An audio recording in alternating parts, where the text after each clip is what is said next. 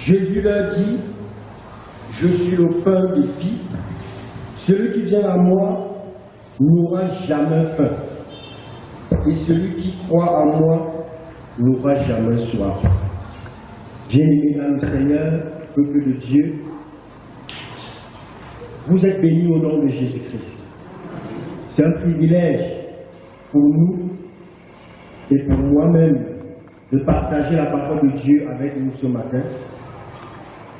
Ma prière pour toi, c'est que le Seigneur te comble, qu'il te relève là où tu étais tombé, qu'il te guérisse de toute maladie à travers le message que tu vas écouter ce matin. Amen. Le thème de notre message, bien-aimés frères et sœurs, est celui de croire à Jésus, le pain de vie. Je voudrais que tu dises avec moi, croire à Jésus, le pain de vie. Amen. Le texte que nous venons de lire est tiré du livre de l'Évangile selon Jean, chapitre 6, versets 24 à 35, qui est en quelque sorte la quatrième position du Nouveau Testament, c'est-à-dire le quatrième livre tiré du Nouveau Testament selon le canon de notre Bible. Un peu plus haut, en amont de notre texte, nous voyons Jésus marcher sur l'eau. Ceci symbolise une autre dimension de sa puissance, une autre dimension de son autorité, une autre dimension de son pouvoir. Et en aval de notre texte, nous voyons les Juifs qui murmurent parce que Jésus a dit « Je suis le pain qui est descendu du ciel ».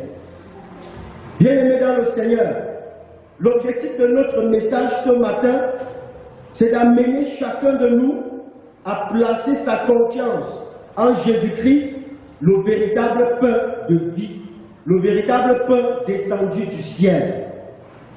C'est d'amener chacun de nous à découvrir la véritable nature du pain offert par Jésus. Est-ce le pain que nos pères ont mangé autrefois dans le désert et ont toujours manifesté la faim, ou alors c'est le pain qui représente le corps de Jésus-Christ qui ne s'obtient que par la foi et rien que la foi. Les gens de la foule, n'ayant pas vu Jésus au lieu où il avait mangé du pain, décident d'aller à sa rencontre à Capernaum. Capernaum ici était une ville de Galilée, près du lac, près de la frontière de Nephtali. Il fut aussi le siège de l'activité de Jésus après son retour à Nazareth. On nous dit au verset 25, l'ayant trouvé au-delà de la mer, il dit, Rabbi, quand es-tu venu ici? Jésus réalise aussitôt la motivation de leur question qui n'était pas du tout bonne. Jésus réalise aussitôt que leur objectif n'était pas de chercher Jésus pour le connaître, mais leur objectif c'était de chercher Jésus afin de recevoir le pain qu'ils ont mangé autrefois. En fait, bien-aimés frères et sœurs, la foule, les gens de la foule ne cherchaient pas Jésus parce qu'ils ont vu des miracles. Ou alors, ils ne cherchaient pas Jésus parce qu'ils avaient cru à la parole de Dieu, parce qu'ils avaient mis leur confiance à la parole de Dieu, mais parce qu'ils ont mangé du pain et ils ont été rassasiés. Donc c'est le ventre qui les contrôlait. Ils étaient animés par leur ventre. Ils cherchaient Jésus pour satisfaire leur ventre. Ils le cherchaient pour les choses périssables. Ils le cherchaient pour des choses improductives. Ils le cherchaient pour des choses charnelles. Et la Bible nous dit, dans le livre de Colossiens chapitre 3, verset 2, affectionnez-vous des choses d'en haut et non des choses sur la terre. L'apôtre Paul, bien-aimés frères et sœurs, à la suite de ce texte, nous demande qu'en tant que chrétien, nous ne devons pas rechercher premièrement les choses de la terre. Nous ne devons pas rechercher premièrement des choses qui ne vont pas nous aider pour le royaume, mais de nous affectionner, de désirer la volonté de Dieu, de désirer les choses qui viennent d'en haut. Beaucoup de gens sont à l'église, pas parce qu'ils, bien aimés frères et sœurs, ont cru au Seigneur, pas parce qu'ils ont placé leur confiance au Seigneur. Beaucoup de gens sont à l'église avec des objectifs qui n'ont rien à y voir avec les objectifs du Seigneur. Mais pour les choses terrestres qui n'ont rien à y voir avec la vie éternelle que Dieu nous propose en Jésus-Christ. Pour tous ceux qui sont dans cette communauté, le Seigneur nous interpelle davantage à changer notre motivation, à ne plus avoir des idées qui ne vont pas nous amener à découvrir la parole de Dieu, mais de croire à la parole de Dieu. C'était chercher Jésus pour le mariage. Voilà la motivation. Vous allez voir dans les églises, chacun a sa motivation. Chacun connaît pourquoi il vient à l'église. Et c'était chercher Jésus parce qu'en réalité, l'âge de se marier est arrivé. Et vous allez voir que ce soit les femmes ou les hommes, organiser des moments de prière, organiser des soirées de prière, des veillées de prière, être tellement actif à l'église, mais l'objectif c'est de trouver un mari. L'objectif c'est de trouver une femme. L'objectif c'est d'avoir des enfants. Et lorsque ces gens ont reçu ce qu'ils cherchaient, ils ne peuvent plus adorer le Seigneur. D'autres personnes sont à l'église pour chercher l'enfant. Parce que tellement, le médecin a dit des choses sur leur état de santé et ils ont aussi compris que seul Jésus peut donner l'enfant. Par conséquent, sa motivation de venir à l'église, c'est que Jésus lui donne un enfant. Et quand tu auras l'enfant, qu'est-ce qui va se passer encore après? D'autres personnes cherchent Jésus, viennent à l'église, parce qu'en réalité, elles ont compris que Jésus donne le travail. Et ici, là, on voit la plupart des serviteurs de Dieu, qu'au lieu de prêcher la parole de Dieu, au lieu d'amener le peuple à développer une relation intime avec Dieu, à connaître leur Dieu, prêche plutôt l'évangile de la prospérité. Prêche plutôt l'évangile qui n'a rien à y voir avec le salut des âmes. Et certaines personnes, la plupart, ont même l'habitude de croire à ce genre d'évangile. Et d'autres viennent à l'église, parce que, bien aimés frères et sœurs, le chômage a toqué à leur porte. Le chômage s'est installé dans leur maison. Le chômage ne veut pas les laisser s'épanouir. Et par conséquent, comme Jésus donne le travail, ils vont organiser des nuits de prière, même pas être actifs dans l'église, mais tu as comme l'impression que non, la personne s'y a compris l'œuvre de la croix, la personne s'y ne peut pas abandonner, mais quand Dieu lui donne le travail, quand il trouve ce qu'il cherche, il commence à donner des justifications, à justifier son absence à l'église. Voilà les gens de la foule qui n'ont pas compris l'œuvre de la croix et sont mis à chercher Jésus. On nous dit qu'ils ont emprunté la barque qui était venue de l'autre côté parce qu'ils devaient aller à Capernaum chercher Jésus. Et leur objectif c'était toujours de manger la nourriture, de manger le pain que Jésus avait multiplié autrefois. Vous allez voir, bien aimés frères et sœurs, ils organisent toutes ces activités. Ou alors ils peuvent aussi s'appeler frères pour qu'on les intègre dans la famille de Dieu. Mais quand vous voyez ce genre de personnes, dès que le travail est là, dès que ce qu'ils cherchent est là, ils ignorent la présence de Dieu. La Bible dit, bien-aimés frères et sœurs, change ta motivation et de chercher Dieu, et Dieu va changer ta condition de vie. Si tu changes ta motivation, si tu changes tes stratégies que tu as dans la tête, Dieu va changer ta condition. Mais certaines personnes cherchent d'abord que Dieu les change avant qu'ils donnent leur vie à Jésus. Il faut d'abord venir à Jésus. Et c'est pour cela qu'au verset 35, il dit, celui qui vient à moi n'aura jamais faim. Dieu ne va pas te donner la nourriture avant que tu viennes à lui. Mais il faut que tu viennes d'abord à lui, que tu reconnaisses que seul lui peut t'abreuver. La Bible dit dans Matthieu chapitre 6, verset 33, cherche premièrement le royaume des cieux et la justice de Dieu. Et toutes choses vous seront données par-dessus tout. Ici, bien aimés frères et sœurs, ce verset nous révèle le secret pour entrer en possession de ce que Dieu a prévu pour nous. Ce verset nous révèle les techniques, les stratégies, ou alors ce que Dieu veut que nous fassions pour entrer en possession de tout ce que nous demandons. Et tant que tu ne respectes pas ce principe divin, tu ne peux pas entrer en possession de la vie éternelle. Tu ne peux pas posséder ce peuple. Tant que tu ne respectes pas ce principe de Matthieu chapitre 6, verset 33, tu seras toujours aigri, tu seras toujours frustré, tu seras toujours malheureux, tu vas toujours vivre dans l'amertume. Et Dieu ne veut pas que tu mènes ce genre de vie. Plusieurs dans l'église cherchent la main de Dieu. Cherchez la main de Dieu au lieu de chercher le Dieu qui se révèle à nous face à face. On voit dans le livre de Exode chapitre 33, verset 11a. La Bible dit, Moïse parlait avec l'Éternel face à face. C'est très difficile de reconnaître quelqu'un par sa main. C'est très difficile de reconnaître même quelqu'un par son dos. Mais Dieu veut que tu laisses sa main, que tu cherches sa face. Dieu veut que tu laisses ses œuvres et que tu le cherches parce qu'il est le Dieu des œuvres. Et si tu as le Dieu des œuvres, tu auras tout ce que tu veux. Mais si tu désires chercher les œuvres sans connaître celui qui donne ses œuvres, tu seras au champ.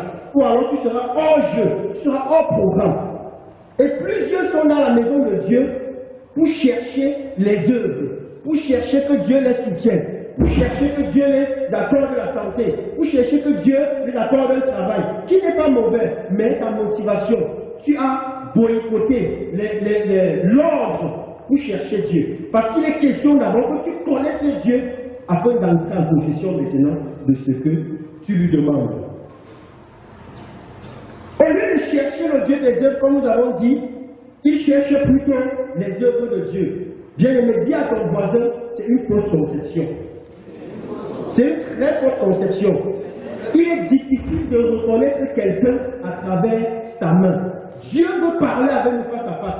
Dieu veut communiquer avec nous face à face. Si quelqu'un tu vas aller lui demander quoi que ce soit, que tu sois convaincu que ce que tu demandes à Dieu, tu es dans son plan. Plusieurs ont échoué parce qu'ils ne sont pas dans le plan de Dieu, parce qu'ils demandent des choses vaines au Seigneur et par conséquent Dieu ne peut pas les exaucer.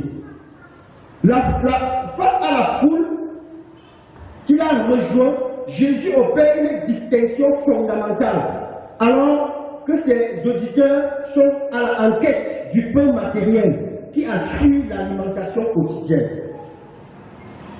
Mais c'est un autre pain que Jésus a en vue. Non pas une nourriture périssable, mais une nourriture qui donne la véritable vie. Une nourriture qui donne la véritable vie éternelle. Ce pain, élevé au rang d'une métaphore, est la révélation que Dieu offre à travers la personne de son Fils. Pour l'obtenir, le seul travail que nous allons faire, c'est croire au Fils de Dieu, le pain de vie. Pour obtenir ce pain, pour vivre selon le plan de Dieu, il faut croire au Seigneur Jésus. En d'autres termes, bien-aimés frères et sœurs, au verset 29, il dit Jésus, l'œuvre de Dieu, c'est que vous croyez en celui qui a envoyé. L'œuvre de Dieu pour l'Église, c'est que l'Église mette sa confiance au Seigneur. Dieu a mis ta solution en Jésus. Dieu a mis ton mariage que tu cherches là en Jésus. Dieu a mis tes désirs en Jésus. Dieu a tout mis en Jésus. Et la seule possibilité pour entrer dans le projet que tu veux, pour ouvrir ton entreprise que tu veux, pour avoir des enfants que tu cherches, pour avoir un mari que tu cherches, pour avoir un titre dans la société, c'est de demeurer au Seigneur Jésus. C'est de croire à la parole de Dieu. En d'autres termes, Dieu a mis ta solution en Jésus-Christ. Il incarne la solution de l'humanité. Jésus incarne la solution de l'Église. Jésus incarne la solution à ton problème. Peu importe ce que tu cherches, Jésus est capable de te donner ça. Mais à une seule condition, il faut que tu crois en lui. Quand tu te places devant le Seigneur pour lui demander quelque chose, il faut que le Seigneur, au plus profond de ton cœur, voie ta motivation. Il faut que le Seigneur, au plus profond de ton cœur, voie effectivement que ce que tu lui demandes, ce n'est pas pour satisfaire les désirs de la chair, ce n'est pas pour t'enorgueillir, ce n'est pas pour en fait te faire voir, mais c'est pour davantage faire avancer son royaume. Amen. Croire, bien-aimés frères et sœurs, c'est placer sa confiance au Seigneur Jésus-Christ. C'est placer toute sa confiance, comme nous avons dit, au Seigneur Jésus. Et la Bible dit dans 2 Corinthiens chapitre 5, verset 8, nous sommes pleins de confiance. Et nous aimons mieux quitter ce corps et demeurer auprès du Seigneur. Nous sommes pleins de confiance. Paul parlait cela avec une certitude, avec une conviction que je ne suis pas derrière le Seigneur pour la nourriture véritable, mais je suis là pour connaître sa volonté et mon désir même c'est de demeurer à ses pieds. Mon désir c'est de rester à ses pieds. Le mot demeurer vient du grec meno, qui veut dire demeurer, qui veut dire rester, qui veut dire être attaché à Jésus. Bien-aimés frères et sœurs, un chrétien qui veut véritablement vivre selon le plan de Dieu doit être attaché à Jésus. Dis à ton voisin, sois attaché à Jésus. Sois attaché à Jésus. Et tu auras la solution à ton problème. Croire, bien-aimés frères et sœurs, c'est reconnaître que seul Jésus est capable de t'abreuver. Seul Jésus est capable d'étanchir ta soif. Seul Jésus est capable de t'amener à une autre dimension de sa gloire. Et seul, tant que tu ne le confesses pas, tant que tu ne reconnais pas sa divinité dans ta vie, tu passeras tout le temps dans la soif. Aujourd'hui, tu vas boire de l'eau, tu vas manger, mais demain, tu auras toujours soif. La preuve c'est que hier, nous avons mangé, mais à partir de 12 heures, certaines personnes vont commencer à manifester la faim. Certaines personnes vont commencer à manifester la soif. Mais le pain que Dieu nous donne ce matin, le pain que Dieu a envoyé dans le monde ce matin, c'est le pain de la vie éternelle. Celui qui consomme ce pain ne peut plus avoir faim. Celui qui consomme ce pain n'aura plus jamais soif. Celui qui consomme ce pain est effectivement dans le plan, dans le projet de Dieu.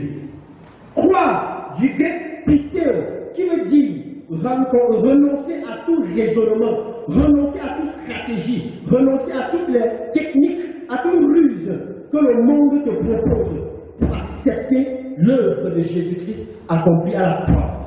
Ici, là, bien aimés frères et sœurs, chacun, notre objectif, comme nous avons dit dès le départ, c'est que chacun, en ce moment, commence à voir, ou à revoir la motivation. Pourquoi je suis à l'église? Est-ce que je veux avoir une relation intime avec Dieu? Est-ce que mon désir, c'est d'entrer dans le plan de Dieu? Ou alors, qu'est-ce que je fais à l'église? Croire, c'est soupirer, désirer la volonté de Dieu dans sa vie. Et cette volonté se trouve en Jésus-Christ, le pain de vie. La Bible dit, Jésus lui-même avait dit à ses disciples que quand vous priez, dites que ta volonté soit faite sur la terre comme au ciel. Que ta volonté soit faite sur la terre comme au ciel. Ce n'est pas la volonté du ciel qui doit monter, de la terre qui doit monter au ciel, mais c'est la volonté du ciel qui doit descendre. Est-ce qu'on se comprend? En d'autres termes, Dieu sait que l'Église qu'il a laissée sur la terre a besoin de la bénédiction. Dieu sait que l'Église a besoin de sa volonté pour vivre.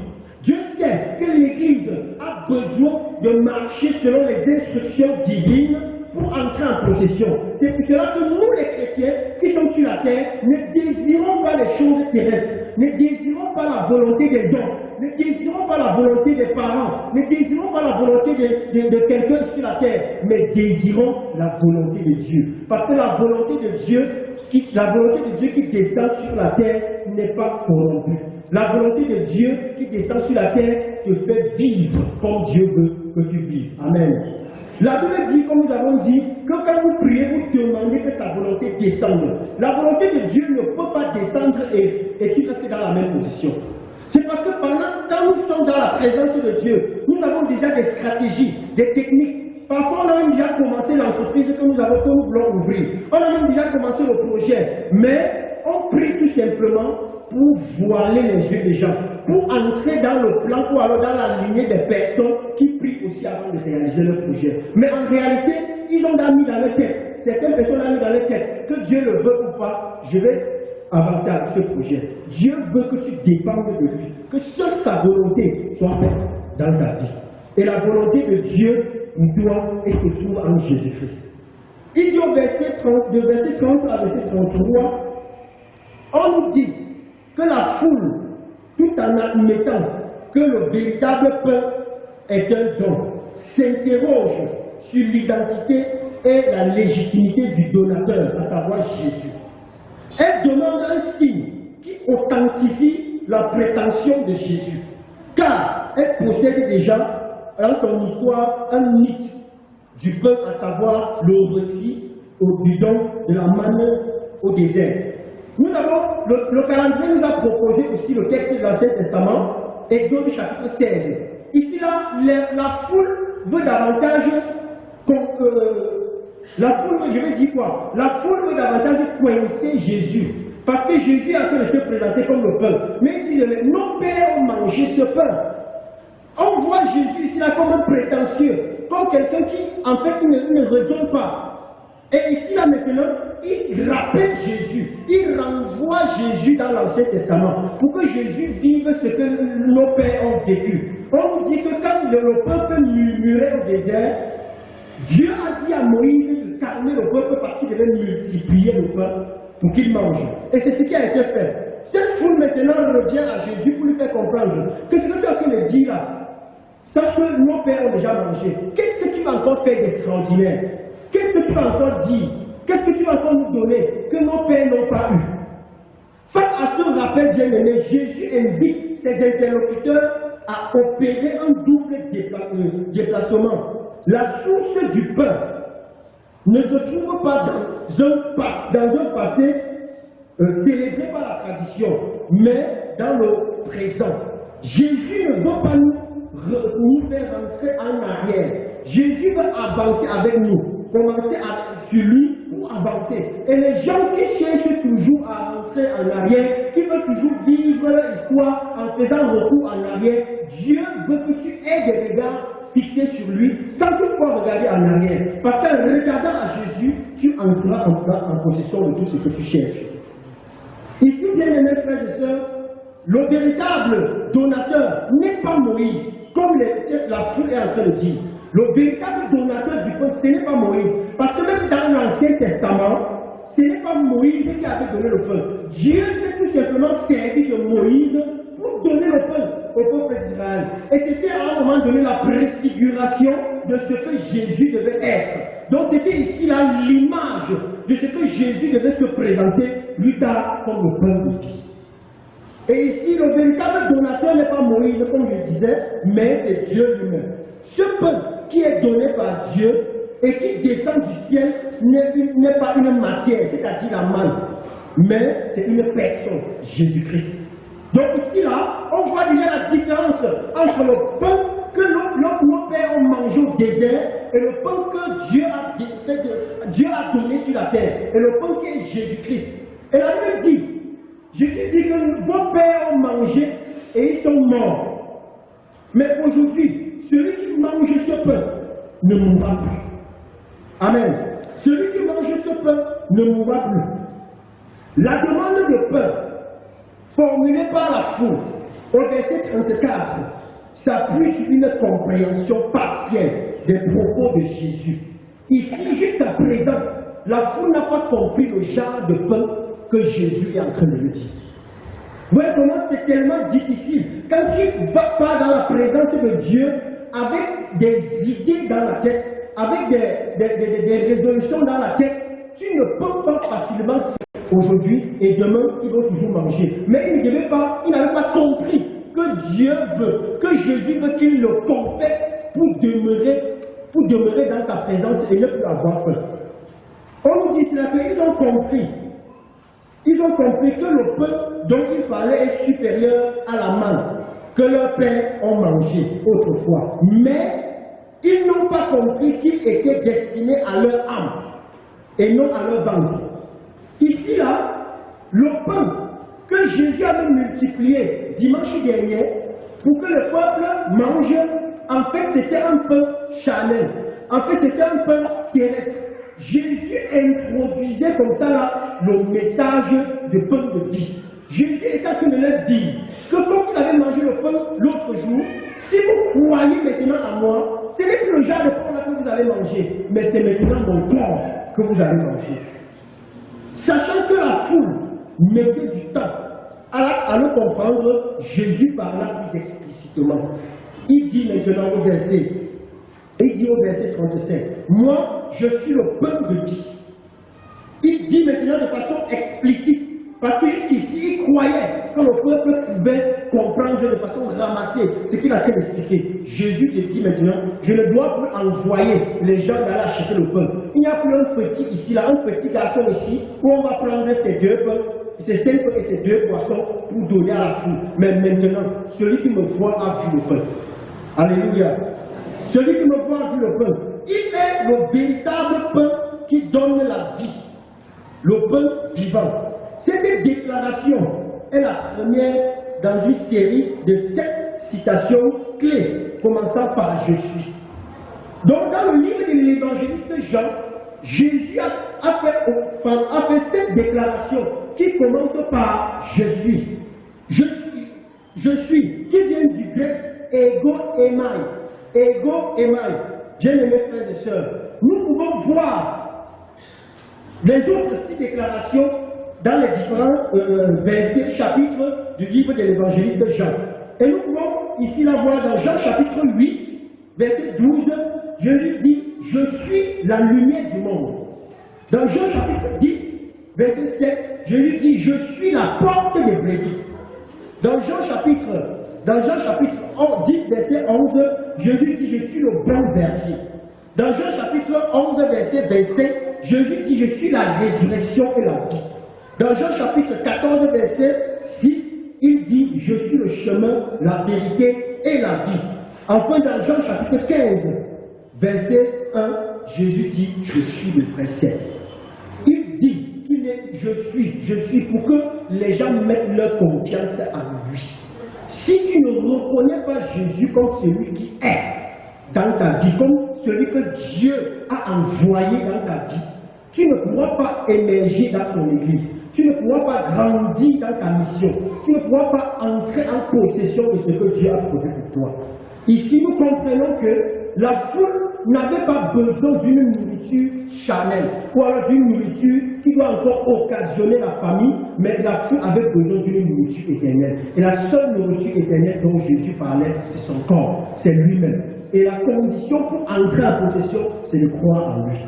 Bien-aimés frères et sœurs bien-aimants, nous pouvons nous résumer en disant que la condition pour recevoir la vie en ce peuple est de donner, venir à Jésus-Christ, donner tout son cœur à Jésus-Christ, l'accepter, désirer qu'il soit véritablement la personne qui doit nous conduire. Car celui qui vient à Jésus ou croit en lui n'aura jamais peur et n'aura jamais soif. Telles sont les promesses que Dieu donne pour ses enfants. Que le Seigneur bénisse à nous l'écoute et la méditation de sa parole. Amen. J'entends ta douce voix, Jésus.